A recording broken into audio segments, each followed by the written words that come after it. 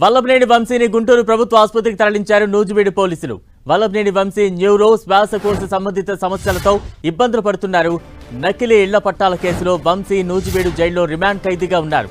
Police కస్టడీలో ఉండగా వంశీ తీవ్ర అస్వస్థతకు గురికావడంతో మొదట కంకిపాడు ప్రభుత్వ ఆసుపత్రికి తరలించారు. మెరుగైన వైద్యం కోసం ఇవాళ జీజీహెచ్ కు తరలించారు. ప్రస్తుతం వల్లభనేని వంశీకి టెస్టులు చేస్తున్నారు వైద్యులు.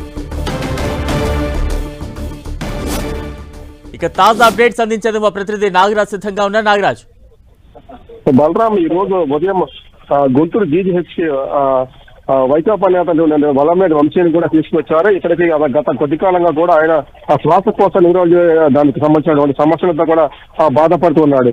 అయితే గన్నవరంలో ఉన్నటువంటి నకిలీ ఇళ్ల పట్టాల కేసులో కూడా ఆయన రిమాండ్ ఖైదీగా ఉన్నారు. దాంతో ఆయనకి అక్కడ పోలీస్ కస్టడీకి అందించిన తర్వాత ఈయన విచారణ సమయంలో కూడా అతను తీవ్ర అస్వస్థతకు గురయ్యాడు. అని బాగా దగ్గున శ్వాసకోశ ఇబ్బందులు ఎదుర్కోవడంతో కూడా అక్కడ కంకిపాడు ప్రభుత్వ ఆసుపత్రికి తరలించారు. అక్కడి నుంచి కూడా ఆయనకి మెరుగైన వైద్యం కోసం అయితే గుంటూరు జీజీహెచ్ తరలించారు. అయితే ఆయనకి ప్రస్తుతానికి అయితే మాత్రం గుంటూరు జీజీహెచ్ మాత్రం అతనికి మెరుగైన వైద్యం అందించడానికి మాత్రం చికిత్స చేస్తున్నారు. దాదాపుగా ఈ రోజు సాయంత్రం దాకా కూడా వైద్య పరీక్ష చేసే అవకాశం అయితే ఉందని చెప్తారు పోలీసులు. అయితే దీని మీద సంబంధించినటువంటి వ్యవహారంలో కూడా ఇప్పటికే లోపల న్యూరాలజీ డిపార్ట్మెంట్ కానీ శ్వాసకు సంబంధించినటువంటి బాగా దగ్గుతున్నారని చెప్పేసి కూడా చెప్తున్నారు.